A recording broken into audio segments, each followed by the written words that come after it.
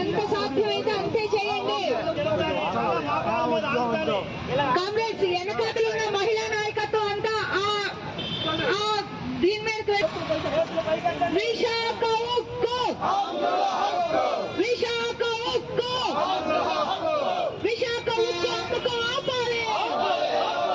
మోడీ ప్రకటన చేయాలి. చూడాలి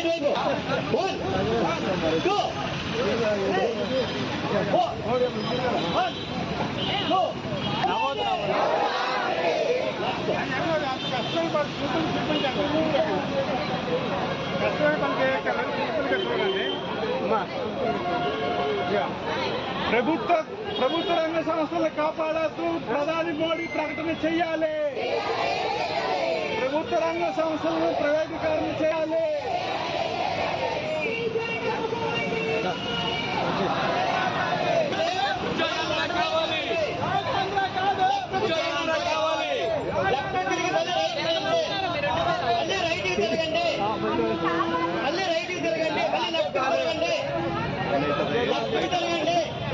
ఎడమ వైపు తిరగాలి. నేను తెలుగులో చెప్పాను, ఎడమ వైపు తిరగాలి. తిరగాలి. అలాగే మళ్ళీ ఎడమ వైపు తిరగాలి. ఎడమ వైపు తిరగాలి, ఎడమ వైపు తిరగండి. ఓకేనా? విశాఖ ఉక్కు, విశాఖ ఉక్కు చెప్పండి, మీరేమో చెప్తారు చెప్పండి. వన్ పొజిషన్ లో ఉండండి, టూ చెల్లొద్దు. 1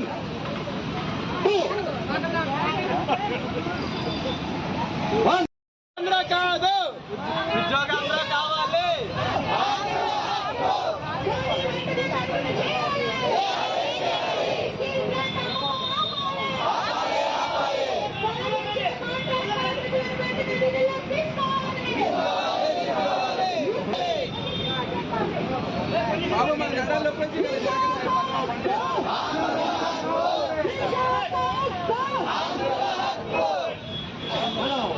కాళ్ళ మీద ఒంటి కాళ్ళ మీద నిల్చోవాలి, అలాగే 2 కాళ్ళ మీద నిల్చోవాలి. ఈ 2 కూడా మనం చేయాలి.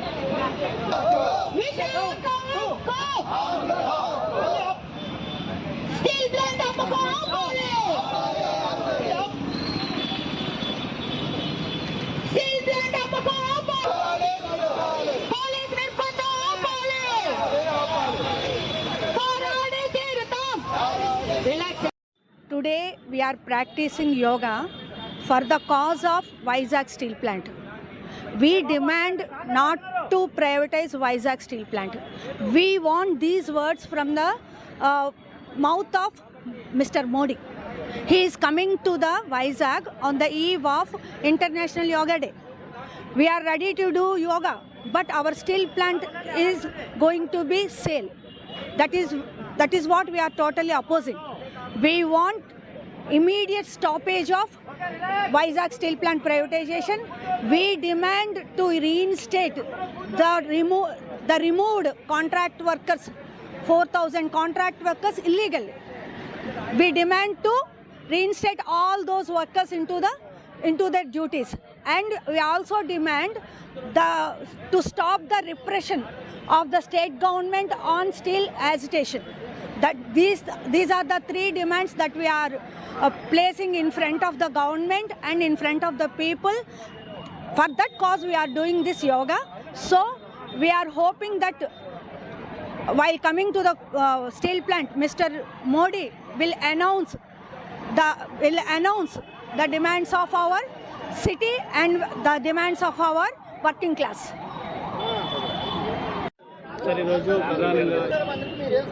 రేపు ప్రపంచ యోగా దినోత్సవ సందర్భంగా విశాఖపట్నంలో గౌరవ ప్రధానమంత్రి గారు సుమారు 5 లక్షల మందితో విశాఖపట్నంలోనూ ప్రపంచంలోనే ఒక ఉన్నతమైన పద్ధతిలో ఆంధ్ర రాష్ట్ర ముఖ్యమంత్రి వారి సారథ్యంలో ఈరోజు యోగా దినోత్సవ కార్యక్రమం భారీ ఎత్తున చేసి అది వరల్డ్ రికార్డు చేయాలని వారు చేస్తున్నారు. చాలా మంచిది, దాన్ని అందరూ కూడా ఆస్వాదిస్తాం. ఎందువల్లంటే ప్రజలందరూ కూడా ఆయురారోగ్యాలతో ఉండాలని వారు కోరుకోవడం అనేది చాలా ముఖ్యం. కాకపోతే ప్రజలు ఆరోగ్యాలతో ఉండాలంటే ఒక యోగా చేసుకొని కూర్చుంటే కడుపు నిండదు. కడుపుకి జీవనోపాధి కల్పించాలి. మరి ఆంధ్రప్రదేశ్లోని అతిపెద్ద పరిశ్రమ విశాఖ ఉక్కు పరిశ్రమ లక్షలాది మంది కుటుంబాలకి ఈవేళ జీవనోపాధి కల్పిస్తుంది. ఆ పరిశ్రమని ప్రైవేటీకరణ చేయిస్తానని చెప్పేసి మరి 2021 జనవరి 27వ తారీఖు నాడు ప్రధానమంత్రి గారు ప్రకటించారు. ప్రకటించిన తర్వాత అప్పుడున్న ప్రభుత్వం మరి జగన్మోహన్ రెడ్డి గారి ప్రభుత్వం ఎంపీలు, ఎమ్మెల్యేలు అదేవిధంగా అసెంబ్లీలో కూడా తీర్మానం చేసి ప్రైవేటీకరణ చేయొద్దని చెప్పి తీర్మానం చేయడం అనేది జరిగింది. దానికి ఎన్నికల్లో బీజేపీ ప్రభుత్వం కానీ అదేవిధంగా కూటమి ప్రభుత్వం కానీ అధికారంలోకి వస్తే విశాఖ ఉక్కు పరిశ్రమ ప్రైవేటీకరణ ఆపుతాం, మేము దాన్ని ఛాలెంజ్గా తీసుకుంటామని ఎన్నికల ముందు ప్రకటన చేసిన ఈ కూటమి నాయకులు ఎన్నికలో గెలిచిన తర్వాత ప్రజలందరినీ మభ్యపెట్టడానికి ఈవేళ ప్రైవేటీకరణ దిశగా ఒకటి తీసుకెళ్ళిపోతున్నారు. దాంట్లో భాగంగా మొదట కార్మికులందరికీ ఏదో పర్మనెంట్ కార్మికులు కానీ కాంట్రాక్ట్ కార్మికులకు జీతాలు 6 నెలలు లేకుండా చేశారు. తర్వాత పర్మనెంట్ కార్మికులందరినీ వీఆర్ఎస్ పేరు మీద సుమారు 1500 మందిని తొలగిస్తున్నారు. 5000 మంది కాంట్రాక్ట్ కార్మికులు తొలగిస్తున్నారు. ఇది చాలా అన్యాయమైన విషయం. దానికి పూర్తిగా ఈవేళ అధికారంలో ఉన్న బీజేపీ ప్రభుత్వం అదే కూటమి ప్రభుత్వం మరి రేపు ప్రధానమంత్రి గారు వస్తున్నారు కాబట్టి ప్రధానమంత్రి గారితో ఆంధ్రప్రదేశ్లోని అతిపెద్ద పరిశ్రమైన విశాఖ ఉక్కు పరిశ్రమ త్యాగాల ఫలితంగా వచ్చిన పరిశ్రమని కాపాడడానికి రేపు ప్రధానమంత్రి గారి వర్యల్ని మన చంద్రబాబు నాయుడు గారు అదేవిధంగా పవన్ కళ్యాణ్ గారు ప్రకటన చేయించాలని మా డిమాండ్గా ఈవేళ నిరసన యోగా మరి ఈ అఖిలపక్ష కార్మిక సంఘాల తరఫున మీ వేళ నిరసన ప్రజాస్వామ్యంగా పద్ధతిగా ఒక ఉన్నతమైన పద్ధతిలో మేము యోగాను చేస్తూ ఈవేళ నిరసన తెలియజేస్తున్నాం. మరి వాళ్ళు ప్రకటన చేస్తారని మీ ద్వారా కూడా మేము ఆశిస్తూ ఉన్నాం.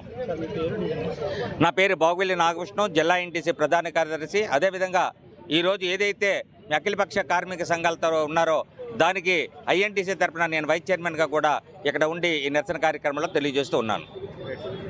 I am Kanakarao. I am the National President of Confederation of Free Trade Unions of India, which is affiliate International Trade Union Confederation. There are 3 other affiliates, that is INTUC and HMS also. So for the last 4.5 years, we are involved in this agitation to protect the steel plant. Steel plant has not simply as come like this. So in 1966 there was a terrible unique agitation where 32 lives were gone to bring back the this steel plant, which has provided so much of employment to the neighboring states and the other districts of this area. But it is the first store-based steel plant, which is very unique, and it is having a worldwide market. So the steel produced by the steel plant is very valuable, and it is having a very good reputation also. But unfortunately, see, in 2021, the BJP government has taken a decision on January 27th to 100% disinvest this historical steel plant, and it is very big shock to the not only to the workers but the entire Andhra Pradesh and the Telangana Telugu speaking employees also, public also. And from there onwards we started our agitation. Still we are continuing, but the divert politics of this BJP government, you can see that in the name of yoga they selected Vizag, and the Vizag people, they terminated already 4,500 contract workers, and they forcefully sent one-way blackmailed the already permanent workers. The 1,240 people have already opted for VRS. This is a situation to protect these employees. See, 4,500 contract workers mean the dependency count. More than 20,000 people have lost their livelihood. Oh, this is the situation, and this unified government, led by Chandrababu Naidu and Pawan Kalyan, what are they doing? What is their promises before they coming to power? They assured in the steel plant itself, they assured that the steel plant will be protected, everybody will be protected. And what is happening? The revival package, what they given, in that there is a strategy to misguide the public and the trade unions and the politicians. One day they want to hand over the entire plan to the Adani Ambani people. That is the thing. The symbolically to Yogandhra, we are also all the trade unions, the people who are the supporters, members and the victims of steel plant who are removed are doing some agitation, symbolic agitation as yoga.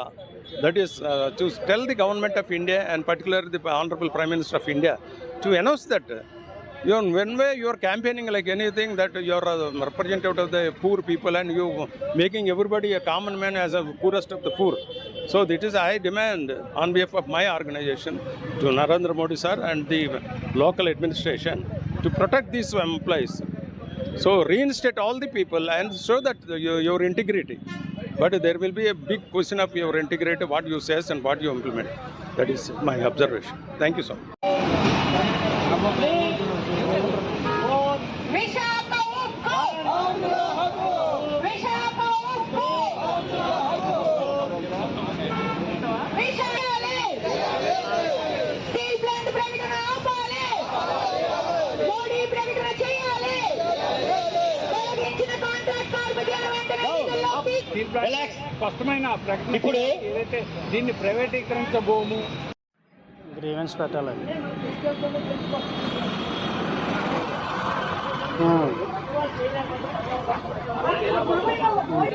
మూర్తి పెడతారు అసలు మూర్తి.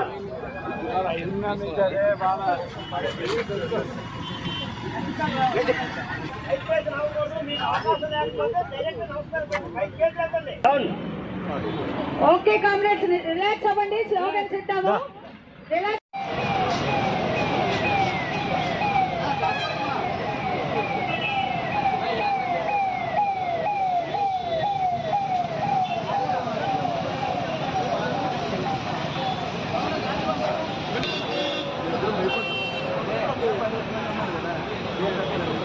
Centre